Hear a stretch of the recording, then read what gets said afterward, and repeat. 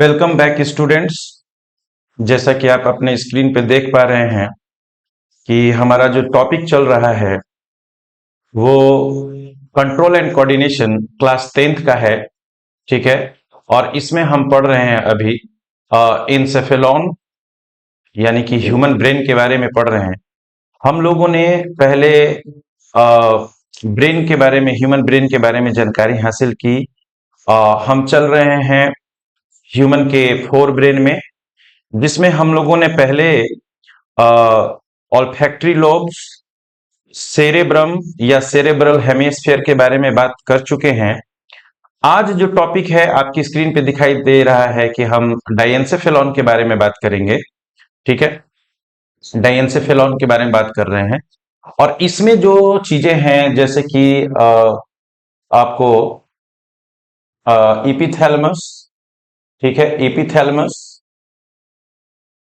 इपिथैलेमस के बारे में बात करेंगे और थैलेमस के बारे में बात करेंगे, हाइपोथैलेमस के बारे में बात करेंगे और इसके साथ साथ एक जानकारी और हासिल करेंगे एंटेरियर कोराइड प्लेक्सस के बारे में। ठीक है, एंटेरियर कोराइड प्लेक्सस के बारे में। तो सबसे पहले एक चीज है आप लोगों को मैं बताऊं कि जो ह्यूमन ब्रेन है, जैसा कि आप लोगों को याद होगा, ठीक है, जो आपको ब्रेन के बारे में, ह्यूमन ब्रेन के बारे में आपको पता होगा कि ऐसे मोस्टली इसको हम लोग थ्री पार्ट्स में क्या करते हैं, डिवाइड करते हैं। एक हो जाता है बच्चों आप लोगों का फोर ब्रेन। ठीक है, फोर ब्रेन।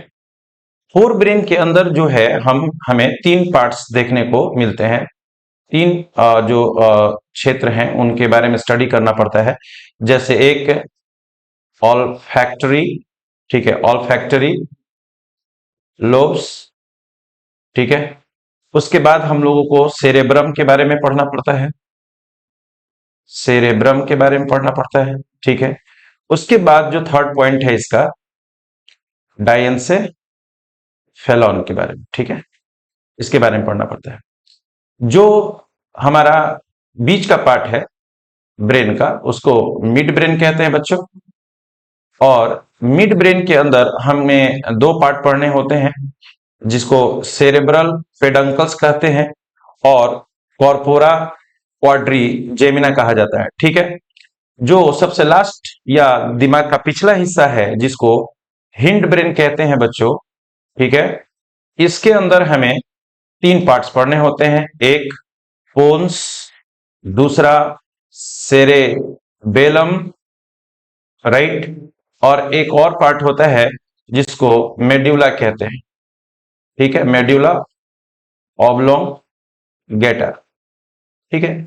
तो अभी तो हम फोर ब्रेन में डायेन्सेफेलॉन के बारे में पढ़ रहे हैं, जिसके अंदर आप लोगों को मैं पहले ही बता चुका हूं कि हम लोग इस टॉपिक में यहां पर इपिथैलेमस, ठीक है, इपिथैलेमस, थैलेमस और हाइपोथैलेमस के बारे में पढ़ेंगे साथ साथ में, क्योंकि ये डायेन्सेफेलॉन की यही तीन इंपॉर्टेंट पार्ट हैं। ठीक है, कौन कौन? इपिथैलेमस, थैलेमस और हाइपोथैलेमस। ठीक है। इसके साथ साथ एक छोटी सी जानकारी, एंटेरियर कोराइड प्लेक्सस क्या होता है ये भी देखेंगे यहां पर। तो हम बढ़ते हैं अपने जो मुख्य टॉपिक है उस साइड में, जैसे कि डायेन्सेफेलॉन। ठीक है, डायेन्सेफेलॉन, डायेन्सेफेलॉन जो है इसको इंटर ब्रेन भी कहते हैं या इसे ट्विन ब्रेन भी कहा जाता है। ठीक है, ये ध्यान में रखिएगा। डायेन्सेफेलॉन जो है वो फोर ब्रेन का पार्ट है। ठीक है, पहले भी बात कर चुके हैं हम लोग। ध्यान दें, it lies on the inferior side of the cerebrum. ठीक है, सेरेब्रम के साइड में। The thin roof of this cavity is known as epithalamus. ठीक है, जो अगर डायेन्सेफेलॉन है तो डायेन्सेफेलॉन का जो ऊपर वाला पार्ट है, ठीक है, ऊपर वाला, इसको क्या कहेंगे? इपिथैलेमस कहते हैं। ठीक है, the thick right and left side as the thalami and the floor as the hypothalamus.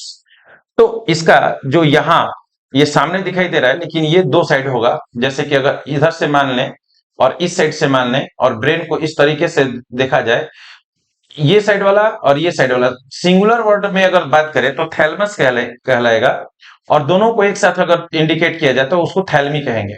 और जो नीचे वाला पार्ट है, ठीक है, इस डायेन्सेफेलॉन का, उसको हाइपोथैलेमस कहेंगे।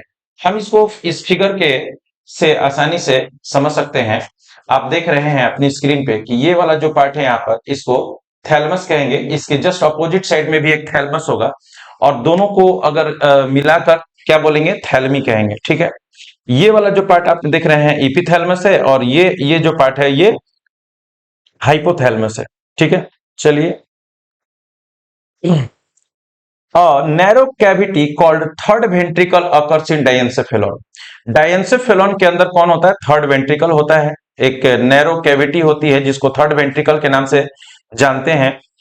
और जो थर्ड वेंट्रिकल है, the third ventricle is narrow ventricle cavity of the diencephalon. और इसका जब फंक्शन की बात करेंगे इस थर्ड वेंट्रिकल का, जो कि डायंसेफेलॉन के अंदर मौजूद है, the function of the third ventricle is to produce and secrete what, CSF, cerebrospinal fluid. ठीक है, इसके साथ साथ as well as to the continuous circulation of the cerebrospinal fluid through the ventricular system.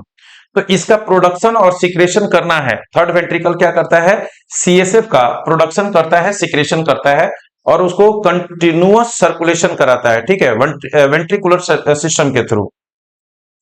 जब आगे बढ़ेंगे तो इसमें देखते हैं क्या कि epithalamus bears pineal body and anterior choroid plexus. Epithalamus में क्या होता है, पीनियल बॉडी होती है और कोराइड प्लेक्सेस होता है। हमने शुरू में ही कहा था कि इसमें कोराइड प्लेक्सेस के बारे में देखेंगे, तो पूछा कि कोराइड एंटेरियर कोराइड प्लेक्सेस कहाँ होता है, तो इपिथैलमस का पार्ट होता है। इपिथैलमस क्या होता है, जो डायंसेफेलॉन का रूफ वाला पार्ट होता है, ऊपरी हिस्सा होता है, उसको इपिथैलमस कहेंगे। ठीक है, thalami relay sensory impulses from medulla and other parts to the cerebrum. Thalami का क्या काम है, जिसको हम लोग सिंगुलर में थैलेमस कहते हैं। ठीक है, राइट साइड और लेफ्ट साइड होता है। तो ये सेंसरी इंपल्सेस का रिले स्टेशन है। ठीक है, जो from medulla and other parts of the cerebrum. आगे जब देखेंगे तो सबसे पहले यहाँ पर जो डायंसेफेलॉन है, इसमें हम लोग इपिथैलेमस को देखेंगे, जो कि इसका रूफ पार्ट होता है। यानी कि हम यहाँ पर इपिथैलेमस यानी कि ये जो ऊपरी हिस्सा है इसका, इसके बारे में हम लोग बात करने जा रहे हैं। तो यहां समझेंगे इपिथैलेमस के बारे में। Epithalamus is not formed of nervous tissue, ये नर्वस टिश्यू से नहीं बना होता है। It consist of pia mater only. इसमें क्या होता है, पिया मैटर होता है सिर्फ। आपने ग्रे मैटर, व्हाइट मैटर पढ़ा होगा। ठीक है, बताया गया है पहले भी। अब पिया मैटर के बारे में यहां पर मैंने जानकारी दे दिया है थोड़ी सी। इसमें एपिथैलेमस में मेनली किसका पार्ट होता है, तो पिया मैटर का होता है। और इस वजह से क्या होता है, क्योंकि इसके अंदर नर्वस टिश्यू क्या होता है, इसमें नर्वस टिश्यू का कोई योगदान नहीं है। So that's why it is called, hence it is of relatively little significance as a nerve centre. ठीक है, तो नर्व सेंटर के रूप में इसका कम महत्व होता है, तंत्रिका केंद्र के रूप में इसका कम महत्व होता है। ठीक है, इपिथैलेमस का। ठीक है, इसमें ये इपिथैलेमस ज्यादातर किस मैटर का बना हुआ है, पिया मैटर का बना हुआ है। अब पिया मैटर देखेंगे, पिया मैटर क्या होता है, यहां पर समझने की कोशिश करें। Pia mater, pia mater is the delicate inner most layer of the meninges. ठीक है, मेनिंग्स जो ब्रेन को, स्पाइनल कोड को क्या देता है, प्रोटेक्शन देता है, उसको मेनिंग्स कहते हैं। तो पिया मैटर एक्चुअली में क्या है, डेलिकेट इनर मोस्ट लेयर होता है किसका, मेनिंग्स का। और ये थिन फाइब्रस टिश्यू है। ठीक है, that is permeable to fluid that surrounds the cerebrospinal fluid and provides protection to the other layers of the meninges। इसका ये जो है एक डेलिकेट इनरमोस्ट लेयर होता है, ये फाइब्रस टिश्यू का बना होता है, इम्परमिएबल होता है। ठीक है, और ये क्या होता है कि ये मीनिंग्स को क्या देता है, प्रोटेक्शन देने का काम करता है। ठीक है, अब हम बात करें कि थ्री लेयर जो होते हैं, यहां देख रहे होंगे आप लोग, the three thin layers of tissue that cover and protect the brain और स्पाइनल कोड।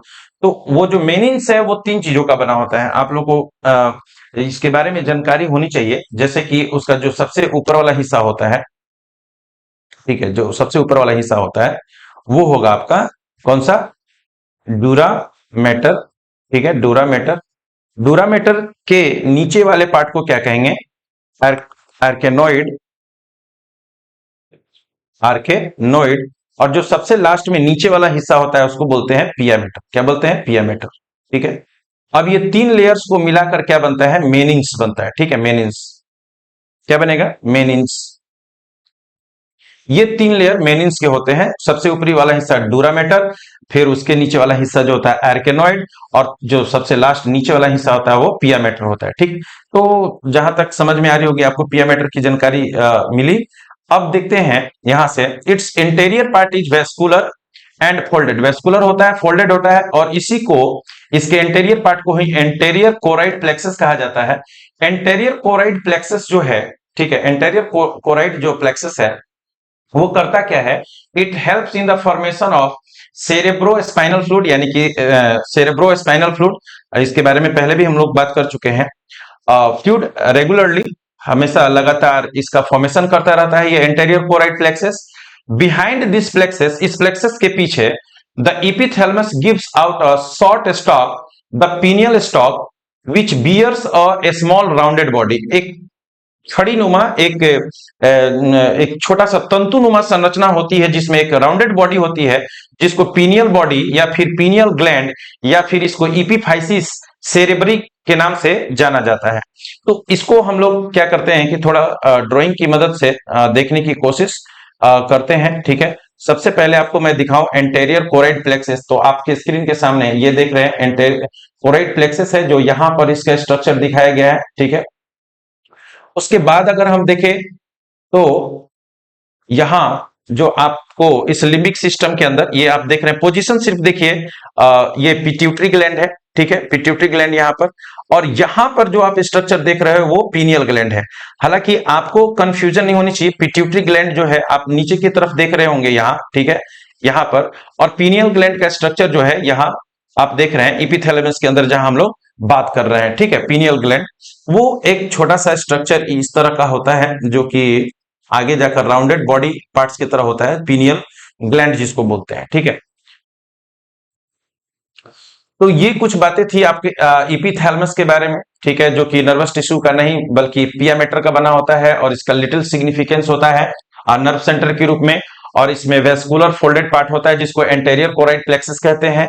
और इस एंटेरियर कोराइड प्लेक्सस का जो काम होता है वो रेगुलर फॉर्मेशन होता है किस चीज का, सेरेब्रो स्पाइनल फ्लूइड का।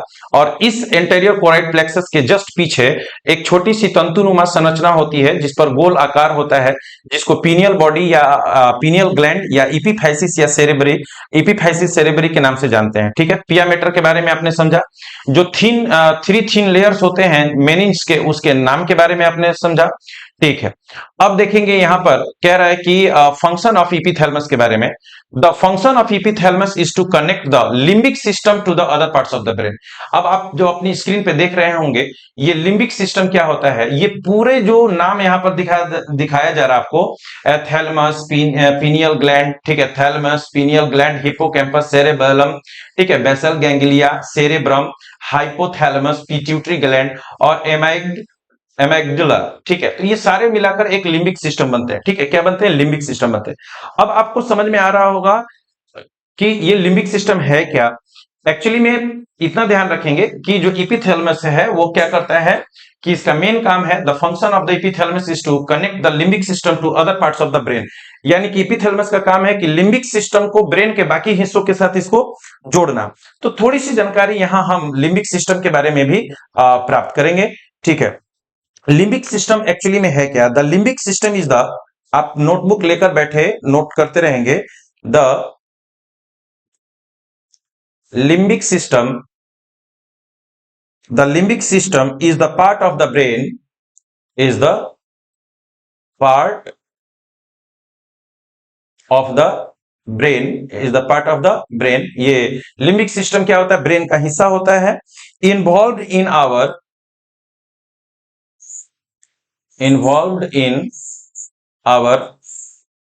Behavioural and emotional,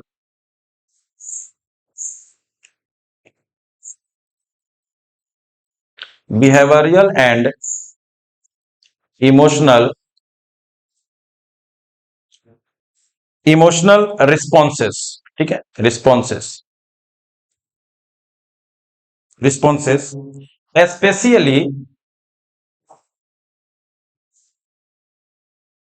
especially when it comes when it when it comes to behaviors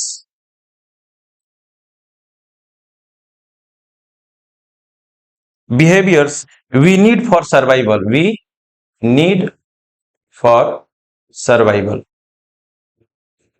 right. जैसे कि फीडिंग सर्वाइवल के लिए जरूरी है, ठीक है। Reproduction, reproduction, fight, flight, fight का मतलब भिड़ जाना, फ्लाइट का मतलब लड़ जाना, GHT फ्लाइट, ठीक है। तो ये लिम्बिक सिस्टम होता है। आप समझ रहे होंगे कि लिम्बिक सिस्टम क्या होता है। हमारे ब्रेन का एक ऐसा हिस्सा होता है जो हमारे जो व्यवहार या जो हमारी जो इमोशन है उनके साथ जुड़ा होता है, और स्पेशली ऐसे बिहेवियर के बारे में जो कि सर्वाइवल के लिए जरूरी होता है, जैसे कि feeding, reproduction, fight, flight, etcetera etcetera. Okay, तो this is the diagram of limbic system, and as you know that you can understand in an easy way that if what is the function of epithalamus. The main function of the epithalamus is to connect the limbic system to other parts of the brain, ठीक है। तो ये जो चीज जानकारी थी वो limbic system के बारे में थी। आप एपिथैलेमस के बारे में पढ़ रहे हैं, एपिथैलेमस के साथ साथ आपने लिम्बिक सिस्टम के बारे में भी देखा।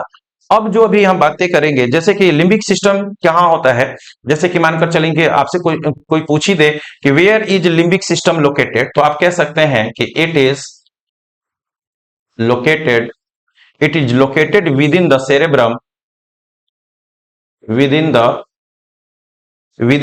cerebrum,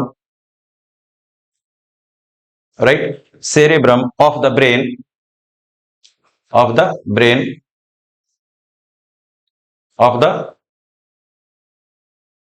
brain, okay, immediately, immediately, immediately below the, immediately below the, immediately below the temporal, temporal lobes।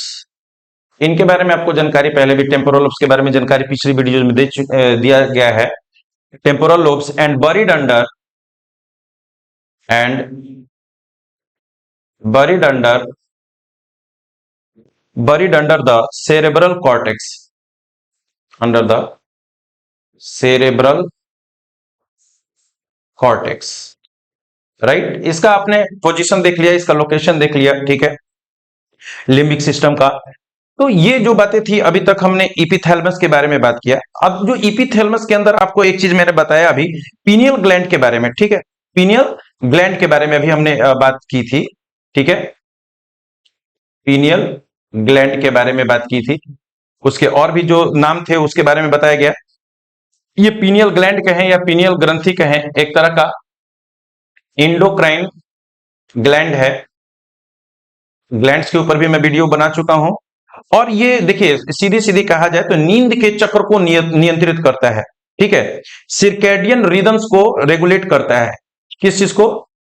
Circadian, circadian rhythms को, ठीक है, नींद के चक्र को ये क्या करता है? नियंत्रित करता है। अब यहां से देखिए, एक तरह का हार्मोन का बच्चों सिक्रेशन होता है, ठीक है। आगे हम ग्लैंड्स के बारे में और भी पढ़ेंगे, अलग अलग जो ग्लैंड्स हैं, ठीक है। एक हार्मोन का सिक्रेशन करता है ये, जिसका नाम है मेलाटोनिन, जैसा कि आपको पता होगा, मेलाटोनिन, ठीक है बच्चों, मेलाटोनिन, जिसको हार्मोन ऑफ डार्कनेस भी कहा जाता है, ठीक है। इसको क्या कहते हैं? हार्मोन ऑफ डार्कनेस, ठीक है, हार्मोन ऑफ डार्कनेस कहेंगे, या द लाइट ऑफ नाइट भी कहा जाता है, द लाइट ऑफ नाइट भी कहा जाता है, ठीक है, द लाइट ऑफ नाइट भी कहा जाता है इस हार्मोन को, ठीक है। इस हार्मोन के बारे में थोड़ी सी और जानकारी देंगे कि इस हार्मोन के बारे में सबसे पहले जो जानकारी दिए थे उनका नाम क्या था? एरॉन, एरॉन बी लर्नर, ठीक है, एरॉन बी लर्नर, राइट। और इनके कॉलेजियस, इनके जो सहयोगी थे, अब कब बताए थे इन लोगों ने? 1958 के दौरान बताए थे, ठीक है। अब होता क्या है कि मेलाटोनिन ये नींद को नियंत्रित करता है। अक्सर हम रात में जब सोने जाते हैं तो अपने जो बेडरूम है उसकी बत्तियों को बुझा देते हैं, ठीक है। तो जब ये अंधेरा होता है तो ये मेलाटोनिन जो हार्मोन है वो सीक्रेट होने लगता है, और हमारे जो नींद है उसकी जो है उसकी व्यवस्था करता है, हमें आसानी से नींद देने में हेल्प करता है। अक्सर आपने देखा होगा टेलीविजन वगैरह पर कि जो लोग जो रोशनी वाले कमरे होते हैं उसमें एक आंखों पे पट्टी बांध के सोते हैं, तो ये जब तक अंधेरा होता है तभी ये मेलाटोनिन हार्मोन काम करता है, ठीक है। अब देखिए ये समस्या कैसे जुड़ रही है कि आजकल क्या हमारी आदतें हो चुकी हैं कि हम बहुत देर तक रात में भी कंप्यूटर स्क्रीन के सामने, लैपटॉप की स्क्रीन के सामने, ठीक है, मोबाइल की स्क्रीन के सामने देखते रहते हैं, जिससे क्या होता है कि धीरे धीरे हमें अनिद्रा की बीमारी होने लगती है, ठीक है, नींद न आना समय पर। तो ये एक तरह का एक प्रॉब्लम क्रिएट हो जाएगा अगर आप एक लंबे समय तक ऐसा करते हैं। तो कोशिश कीजिए कि आपका जो डेली रूटीन हो, सोने का, जगने का, सुबह का नाश्ता का, भोजन का, रात के भोजन का, है ना, वो फिक्स्ड हो, ठीक है ना। नहीं तो अगर आप अपने रूटीन में गड़बड़ी करते हैं तो आपके बॉडी के बहुत सारे जो इंटरनल ऑर्गन्स हैं या फिर जो ग्लैंड्स हैं जिनसे हार्मोन का सिक्रेशन होता है उनसे भी प्रॉब्लम क्रिएट हो सकती है, ठीक है। तो रात में सही समय पर बेड पर जाए सोने के लिए, देर रात तक मोबाइल नहीं चलाना चाहिए। ठीक है, आपको काम है तो काम की एक समय सीमा होती है, उसको निर्धारित करें, ठीक है। आपका स्वास्थ्य अच्छा रहेगा तभी आप लंबे समय तक काम भी कर पाएंगे। आप पढ़ने वाले स्टूडेंट हैं तो पढ़ भी पाएंगे, ये चीज ध्यान में रखिएगा, ठीक है। बीइंग, इसमें एक और पॉइंट मैं जोड़ना चाहूंगा आप लोगों के लिए, being exposed, being exposed to light, right, to light, night can block melatonin,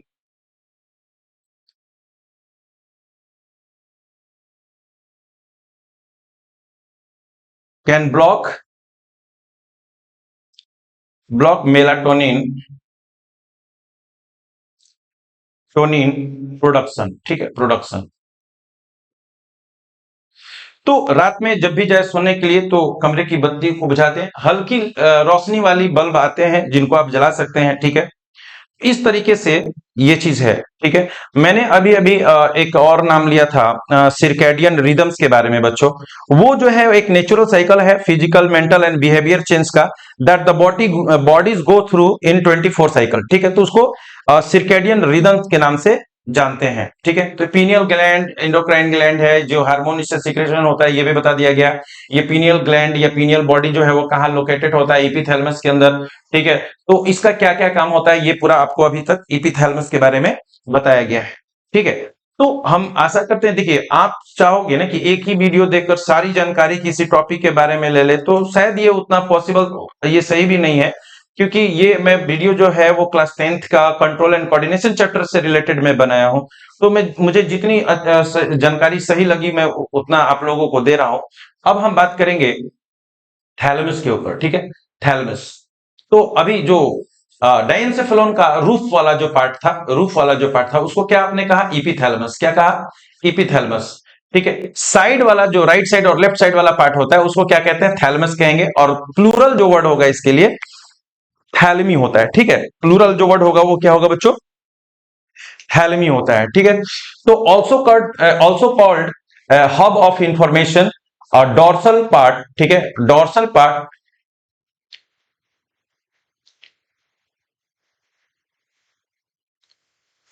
part and lateral walls और right and left sides of the diencephalon are called thalami. मैंने कहा कि अगर इस साइड का लेफ्ट साइड और ये हो गया राइट साइड, तो इस सिंगुलर वर्ड में इसको कहेंगे थैलेमस, और दोनों को एक साथ थैलेमी कहा जाएगा, ठीक है। They are thick and formed of mostly grey matter, ठीक है। किस मैटर से बने हुए हैं, ग्रे मैटर से, ठीक है, ये ध्यान में रखेंगे। Thalami are connected to each other, ये जो थैलेमी है तो बीच में कोई कनेक्शन होगा, तो वो कौन सा ऐसा कनेक्शन है, वो उसको किस नाम से जानते हैं, हेवन कूलर कमीसर के नाम से जानते हैं। ये जो राइट और लेफ्ट थैलेमी होता है वो एक तंतु झिल्ली नुमा संरचना से जुड़ा रहता है जिसको हेवन कूलर कमीसर कहते हैं।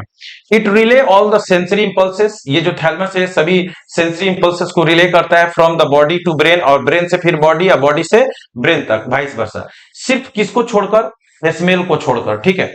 It is also called relay station भी कहते हैं इसको, for sensory inputs, consciousness, sleep, alertness, ये सारा जो जो काम की जिम्मेवारी है वो हमारे ब्रेन के किस हिस्से के पास है, थैलेमस के पास है। किस हिस्से के पास है, थैलेमस के पास है, ठीक है। चलिए कोराइड प्लेक्सस के बारे में मैं अभी बता चुका था आप लोगों को। पीनियल ग्लैंड के बारे में भी, इस ग्लैंड के बारे में भी जानकारी दे चुका हूं। ठीक है, अब आगे बढ़ते हैं। किस चीज के बारे में? हाइपोथैलेमस के बारे में। ठीक है, हाइपोथैलेमस जो इसका थर्ड पार्ट है। ठीक है, हाइपोथैलेमस। हाइपोथैलेमस कहां होता है? हमने बात किया जो डायंसेफेलोन है उसका ऊपर वाला जो सरफेस है उसको इपिथैलेमस, साइड वाला जो सरफेस है उसका थैलेमस, और जो नीचे वाला पार्ट जो है उसको हाइपोथैलेमस के नाम से जानते हैं। ये क्या है? It is the floor of diencephalon. ये क्या है? फ्लोर है किस चीज का? डायंसेफेलोन का। ठीक है, अब जो है कह रहा है कि हाइपोथैलेमस वेग्स 4 ग्राम और रफली 1/300 of total of the brain. हम लोग शुरू की वीडियो में पढ़ चुके हैं कि 1.2 केजी से लेकर 1.4 केजी तक का ब्रेन होता है। तो अगर देखा जाए तो अगर 1200 ग्राम ही मान लें, बटे में 300 कर देंगे हम लोग, 30000 क्लियर, 3 4 जा 12, तो आया ना 4 ग्राम। तो हाइपोथैलेमस का वेट जो होता है वो 4 ग्राम के आसपास होता है। ठीक है, इट इज हाईली वेस्कुलराइज, इसमें ब्लड वेसल्स होते हैं। It possess higher nerve centre for regulation of emotional reactions, sweating, fatigue, fatigue means या थकावट, स्लीप, थर्स्ट, हंगर, सटाइटी, ठीक है, भूख की संतुष्टता जो होती है, एंड बॉडी टेम्परेचर को मेंटेन करता है। हम आपको पता होगा बच्चों की जो हमारा बॉडी का जो नॉर्मल बॉडी टेम्परेचर होता है वो क्या होता है? 37 डिग्री सेल्सियस होता है। और इसको अगर डिग्री फ़ारेनहाइट में बात करें तो क्या होता है? 98.6 डिग्री फ़ारेनहाइट, राइट। ये चीज है, तो बॉडी के टेम्परेचर को भी मेंटेन करता है। इसको it is also called body thermostat, इसको बॉडी थर्मोस्टेट भी कहते हैं। अच्छा, हालांकि आपसे पूछ दिया जाए कि हाइपोथैलेमस को बॉडी थर्मोस्टेट क्यों कहते हैं? ठीक है, हाइपोथैलेमस को बॉडी थर्मोस्टेट क्यों कहते हैं? देखिए, ध्यान देंगे कि इसका जवाब क्या होगा। देखिए, सबसे पहले चीज क्या है, हम क्या समझते हैं इसको? Our internal body temperature, our internal, right, body temperature, right, temperature, right, is regulated by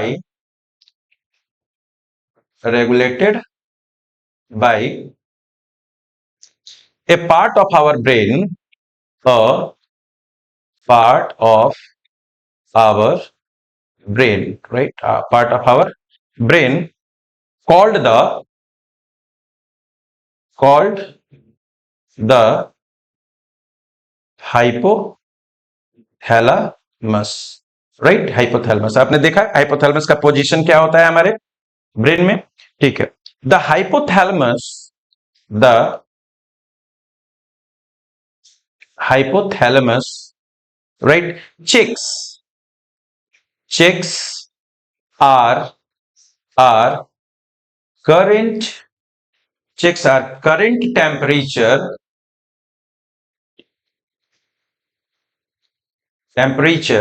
and compare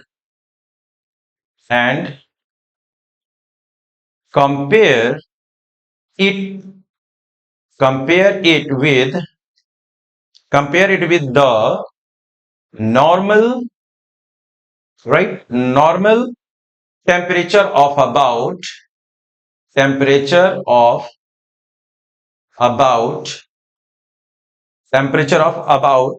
what? 37 degree Celsius, right? If our temperature temperature is too low, right, too low, बहुत कम हो, the hypothalamus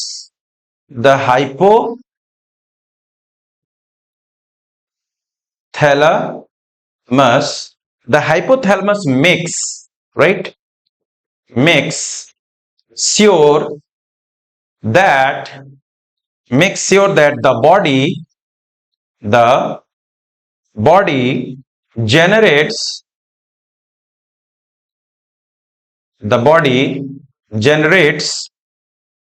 and maintains heat, generates and maintain heat, right. जब बहुत ज्यादा temperature कम हो जाए शरीर का, ठीक है, तो उस समय हाइपोथैलेमस ही क्या करता है कि हमारे बॉडी के टेम्परेचर को क्या करता है, मेंटेन करने का काम करता है। इस वजह से इसको थर्मोस्टेट के भी नाम से जानते हैं, ठीक है, थर्मोस्टेट के नाम से जानेंगे। ओके, चलिए थर्मोस्टेट कैसे कंट्रोल होगा, हमारे हाइपोथैलेमस कैसे काम करते हैं, तो ये समझ में आ गया, ठीक है। It controls water balance with the help of osmo receptor cells, ये ध्यान में रखेंगे। वाटर बैलेंस को भी क्या करता है, ये कंट्रोल करता है, किस सेल्स की सहायता से, ऑस्मो रिसेप्टर सेल्स की सहायता से, ठीक है। वाटर बैलेंस, अब देखिए वाटर बैलेंस जो है, वाटर बैलेंस किसकी सहायता से कर रहा है, तो ऑस्मो रिसेप्टर सेल्स। इसके बारे में भी थोड़ी सी जानकारी हम लोग लेंगे, ठीक है। देखिए हाइपोथैलेमस क्या होता है, the hypothalamus, the hypothalamus in the brain, in the brain, right, the hypothalamus in the brain has osmoreceptors,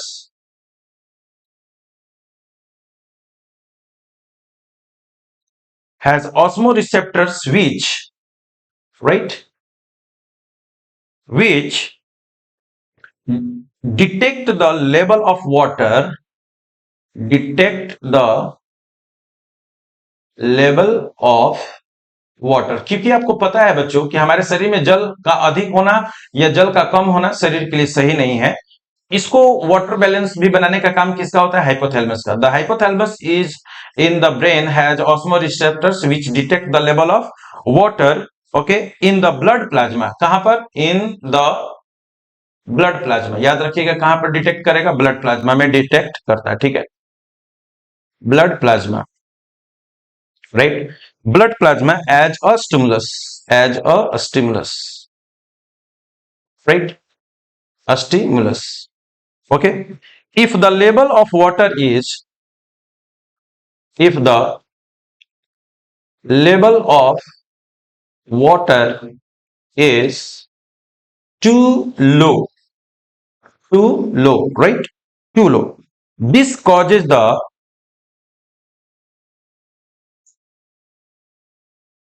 this causes the, this causes the hypothalamus, right, to send what signal, to send what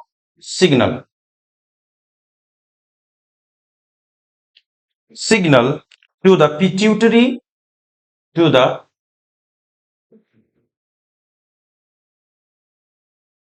pituitary gland, to release what, ADH, okay. ADH का पूरा नाम क्या होता है बच्चों, anti diuretic hormone, right, hormone.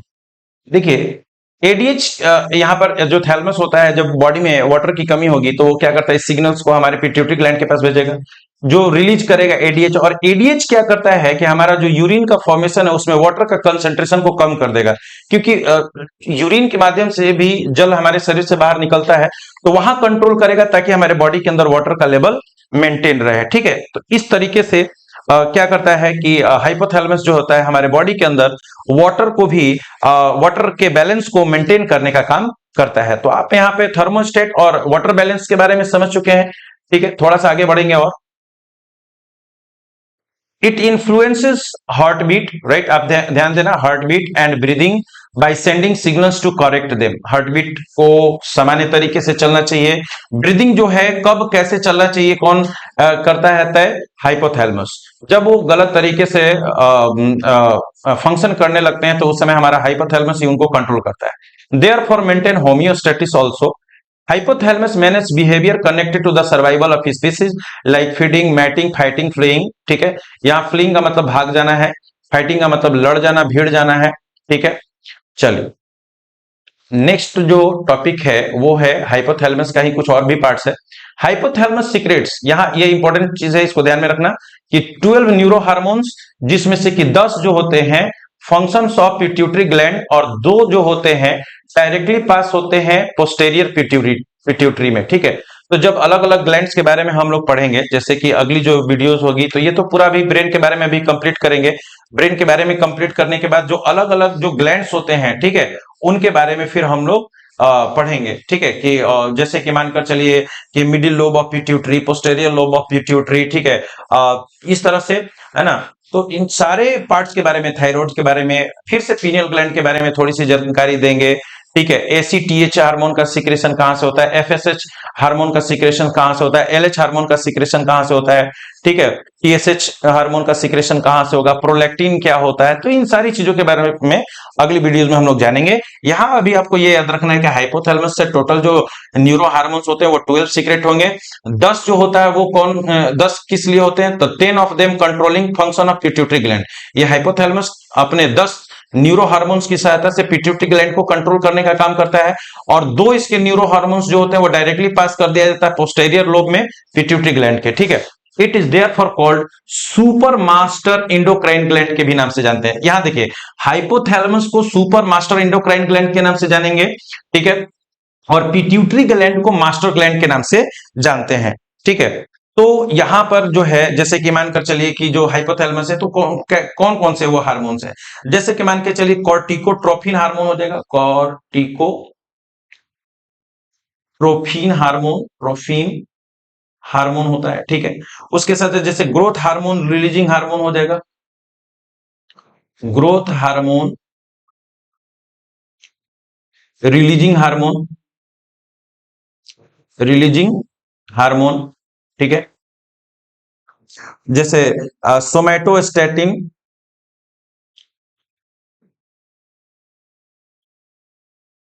Somatostatin, gonadotropin, जैसे क्या हो जाएगा, गोनेडोट्रोपिन, ठीक है, रिलीजिंग हार्मोन, रिलीजिंग हार्मोन, जैसे कि thyrotropin, thyrotropin, tropine releasing hormone.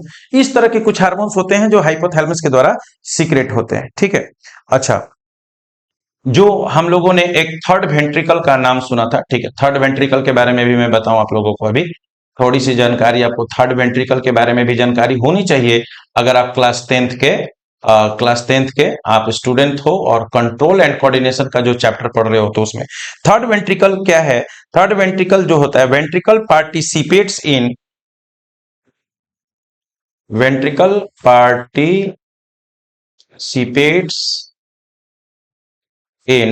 Participates in cushioning, ठीक है, गद्दीनुमा structure, cushioning and protecting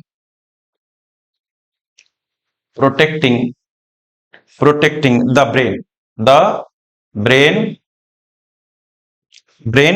from injury, ठीक है, इंजरी, एज वेल एज, और इसके साथ साथ इसका क्या काम होता है बच्चों, ट्रांसपोर्ट करने का। क्या ट्रांसपोर्ट करेगा बच्चा, of nutrients, of nutrients and waste, in and out, in and out का मतलब अंदर और बाहर, of the neural tissue, of the neural tissue, ठीक है। ये थर्ड वेंट्रिकल के बारे में जानकारी थी, जो मुझे लगा अभी कि इस वीडियो में भी बताना जरूरी है।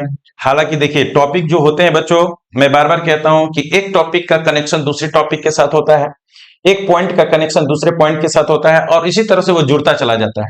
आपको ऐसा नहीं लगना चाहिए कि आप क्लास 10th के अंदर हो, कंट्रोल एंड कोऑर्डिनेशन चैप्टर पढ़ लिए तो फिर खत्म, अब आगे नहीं मिलेगा पढ़ने के लिए, ऐसा नहीं है।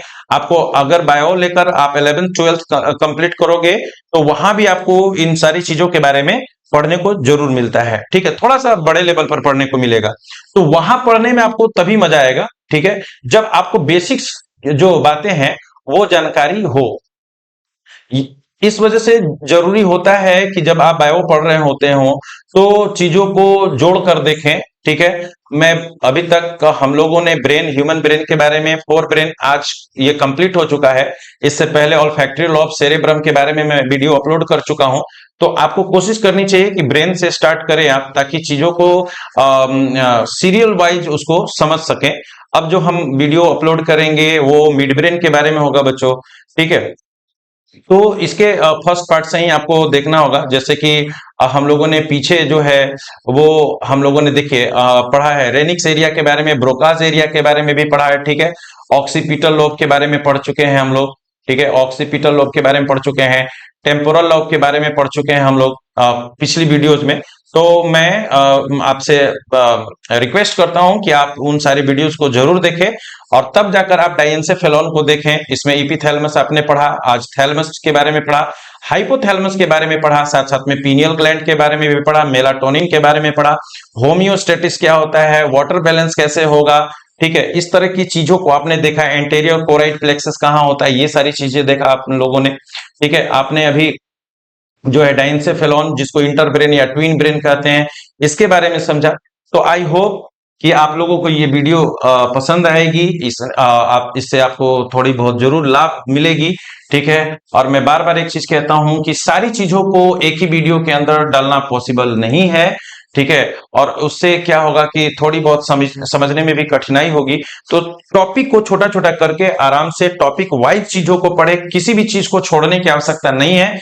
अगर आप आज उसको छोड़कर बढ़ते हो कि चलो ठीक है बाद में कभी पढ़ लेंगे, तो आप यकीन मानिए कि आगे जाकर आपको प्रॉब्लम होगी, वो आप टॉपिक, जो अगला टॉपिक होगा बच्चों, आप उसको समझ नहीं पाएंगे, ठीक है। तो थैंक यू। आप फिर से मिलते हैं हम लोग अगली वीडियोस के साथ, तब तक आप रिवाइज करते रहें।